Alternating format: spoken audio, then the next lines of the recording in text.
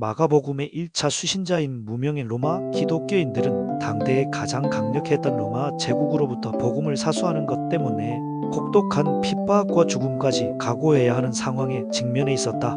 이런 시간이 오래 지속되면 신앙 공동체에 균열이 생길 수 있다고 본다. 복음을 끝까지 붙잡을 것인지 아니면 세상 문화 속에 편승해 갈 것인지.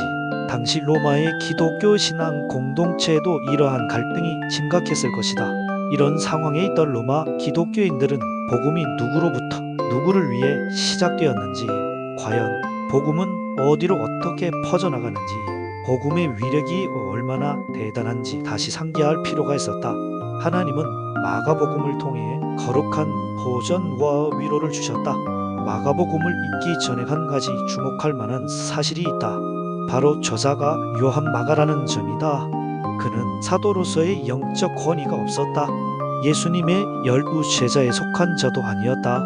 부유한 집안에서 자라서인지 바울의 1차 전도 여행 도중 밤빌리아의 버가에서 다시 예루살렘으로 돌아가는 연약한 모습을 보였다. 힘든 여정을 견디는 것은 만만한 게 아닐 것이다. 이런 자가 복음의 위력을 운운한다는 것은 모순이 되지 않을 마가복음의 수신자인 로마 이방인 기독교인들은 강력한 로마 제국으로부터 멍청한 핍박을 받으며 순교까지 감당해야 했다. 그런데 요한 마가는 인간적으로 생각할 때 그가 복음서를 기록할 만한 자격과 수준이 될 복음 때문에 바울만큼 고생했는가?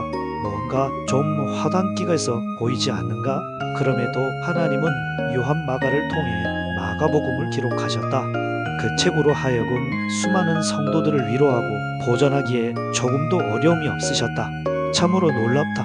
이런 게 하나님의 섭리인가 보다. 사람의 인생에서 노력과 성실은 분명히 중요하다. 그러나 더욱 중요한 것은 누구를 통해서든 복음의 진리가 드러날 수 있다는 것이다. 과연 목사다운 자는 누구일까? 이 질문에 대해 감히 이렇다 저렇다고 답을 단정하기란 어렵다. 목사로서 끊임없이 몸부림치고 애써야 할 것이다. 과연 많은 목사로서 충분한 자격과 기준에 맞는다고 자신있게 나설 자가 몇이나 있어요. 아마도 쉽지 않을 것이다. 사람들 앞에 서서 조언한다거나 설교한다는 것은 굉장히 부담스럽고 조심스러운 일이다. 설교자가 어떤 사람인지는 분명히 간과할 수 없는 요소이다. 시중에 나오는 책에서 저자가 누구인지를 확인하는 것도 중요하다. 더 중요한 게 있을까? 있다. 어떤 설교자든 어떤 저자든 생각과 의도가 어떠하든 그 사람을 통해 드러나는 초점은 그리스도여야 한다는 것이다. 그러면 무엇이냐? 거칠애로 하나 참으로 하나 무슨 방도로 하든지 전파되는 것은 그리스도니 이로써 나는 기뻐하고 또한 기뻐하리라. 아멘. 이 사실만으로도 그리스도인은 충분히 신앙적 공감을 할 수 있고 동역할 수 있다. 하나님에게는 요한 마가의 실수, 그의 부족함이 전혀 문제가 되지 않는다. 하나님은 누구를 통해서든 하나님의 뜻과 계획을 이루실 수 있다. 이것이 복음의 신비이고 능력이다. 그 사람이 무엇을 행하였는지, 어떤 삶을 살았는지를 파악하는 것은 검증에 있어서 중요한 참고와 기준이 될 것이다. 사람을 통한 하나님의 일하심은 인간의 행위에 제한되지 않는다.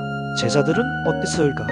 예수님과 3년간 제자 훈련을 받았다는 스펙을 앞세우며 자랑할 수 있을까? 주님의 이름을 위해 많은 사역을 하고 기적도 행하며 카리스마 있는 권세가 있다고 그것만이 하나님의 일하심이라고 단정할 수 있을까? 정말 중요한 것은 인간이 주목받는 것이 아니다. 하나님이 드러나는 것이다. 하나님의 뜻과 의도가 반영되어야 하는 것이다. 그가 어떤 사람인지, 경력이 어떠한지, 사역하는 환경은 어떠한지, 조건은 어떠한지는 모두 어떤 내용을 드러내기 위한 통로와 수단에 불과하다. 하나님은 인간의 상대적 비교 기준으로 일하지 않으신다. 하나님의 일하심을 우리의 경험과 기준으로 성급히 단정하거나 제한해선 안 된다. 자신의 능력이 상대적으로 우월하다 해서 과신해서는 안 된다. 유난히 뒤처져 있는 자신의 모습을 비관하는 것 역시 잘못이다. 왜냐? 하나님께 초점을 두지 않은 교만의 이중적 모습이기 때문이다. 우리가 가져야 할 자세는 기본적으로 하나님의 함께 하심에 대한 감사와 성실성이다. 신자는 사람의 어떠함이 아니라 하나님을 드러내는 것에 초점을 두고자 힘써야 할 것이다.